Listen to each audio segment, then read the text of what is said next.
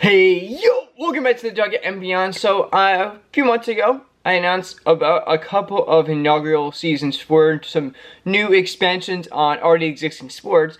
And one we have is the TGL, the Tomorrow Golf League, which is co-founded by Tiger Woods and Rory McIlroy.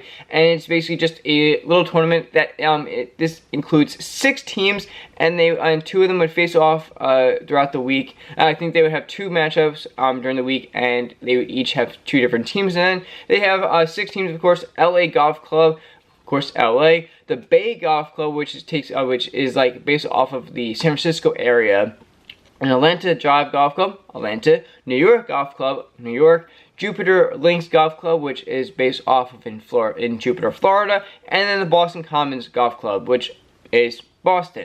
But yeah, it looks like there is times for expansion, and that's always you want to have. You want to be able to expand the teams, expand the horizon of it, and obviously in turn make a lot more money.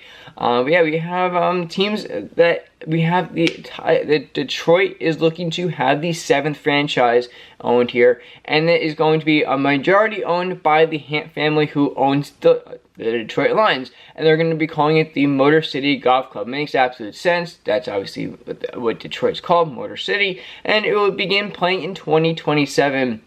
And but obviously the roster and team branding will be announced at a later date. And not only is the Hant family included, but it's going to be also led by the Midwest Partners, who is fronted by the Hant family, and also the sons of the Lions principal owner, and also Chair Sheila Ford Hamp, who also owns the golf club. And yeah, also apparently it's tied in also with the Broncos, another NFL team out there, in Broncos owner Rob Walton, who of course we all know is from Denver, the Denver Broncos.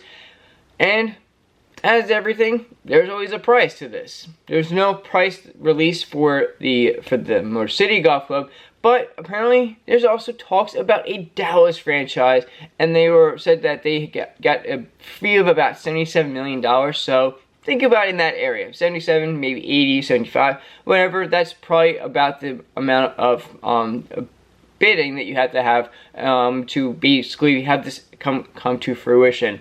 Yeah, they're gonna have.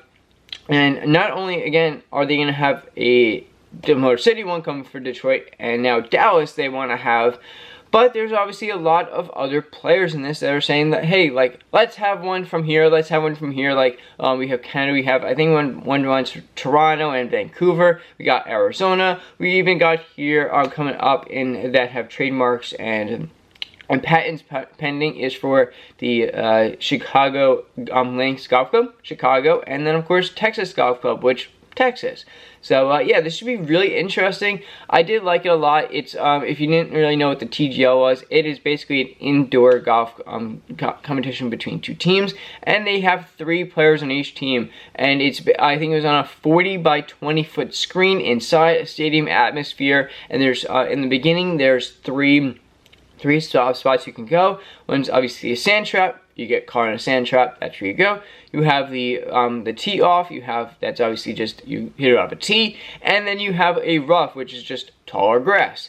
And then you go over and basically just walk over, and it's literally, again, all in a stadium area. You just watch them walk back and forth. And my head was like, how is this gonna be more interesting? Because obviously with a regular tournament, you're outside, you're moving, you have a bunch of different feeds. But I like this a little bit more because you know you're going straight to this feed and you're getting everything. And also all the players have an AirPod in, where it's basically like they're on one large conference call, all in the same building, and you can hear each other talking and kind of seeing what they do throughout the game here. And it's pretty cool to see.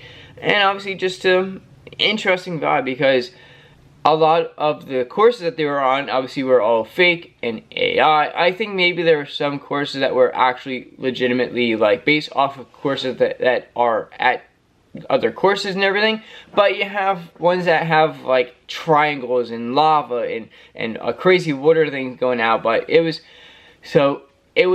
kind of a way to be more creative, I think, in a way. And I think it definitely worked out to a pretty good investment here, as there are teams that are, or not even teams, there are individuals that are looking forward to having even more expansion come along and obviously make, in turn, a lot more money, which obviously, for the most part, I think everyone in the world wants to make a little bit more money. So why not go that way?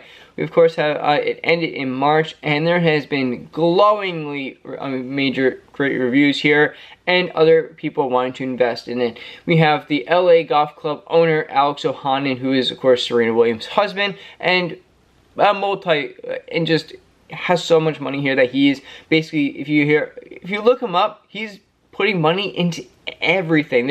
I think there's a women's sports bar. I think it's in New York. I'm not exactly sure where it is actually, but I think it's like a women's sports bar, just like showing everything women's, which is pretty cool. Since you have a lot of women's sports are basically just exploding the last couple of years, it kind of made a lot of sense there, and I think he was a main investor in that. But he also said that he's a big proponent of adding a women's professional golf team here to the TGL, which again would be actually insane, because we already do have a women's golf PGA tournament. So why not just take that and add it there? The players are already there, and they already are very, very good. So why not add them to the list here? But in turn, I kind of saw this coming. I really was like, this is pretty interesting, because you don't really have to sit. You sit there for 2.5 hours on a Tuesday night. You watch something else, but you also flip back and forth, and it's just fun. And not only was it just golf, but it was kind of like, it was obviously just basically golf in turn, but also they had a thing called a hammer throw, which you have a player from one team who starts off. You can have one team starts off with a hammer, and at one time, if you want to put more pressure on them, which obviously these players are all about knowing how to work pressure, because they're all on TV, they're all trying to make millions of dollars, they're all trying to be the best in the world, and you take a hammer throw, you could do it at the very beginning shot on the very first tee hit, and make that hole worth twice as much. Or you could do it in the very last putt shot that they're going to go for, and of course make the hole worth that much more. So it was kind of more just making your own rules. I can actually see them. I can see them kind of going here and just kind of spicing little parts of it up, and just kind of, oh yeah, let's do this here, let's do that here. That, I think, is the cool thing about kind of the freedom of this league that they've created here. And of course, it's all about the future here. We're talking about a simulator that is in a building in a stadium style, and just kind of seeing what happens. And I saw some speculation about why Tiger wanted it, because we all know he's been in a lot of pain the last couple of years. He's had a lot of kind of interesting and difficult life situations happen that no one should really ever go through, and it does suck to see that it does. But everyone's like, hey, like, he made this so he doesn't have to walk that far and can still play golf and all that kind of stuff.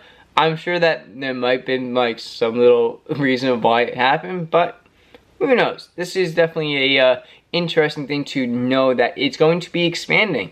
Just like with the 3-on-3 for the women's basketball they had, which we already have a big 3 that's actually founded by Ice Cube that's been on for a number of years already at this point. So I think that's on CBS. But yeah, so that's been kind of, hey, we already know this kind of works, let's make that for the women's here. But yeah, the TGL is going to be getting a lot bigger, and I would not even doubt that there's going to be like 10 teams in the next couple years. We already have with Chicago and Dallas, Texas. That would be my thing. Will they have 2 franchises for Texas, Dallas and Texas, or will they kind of put one into the other here?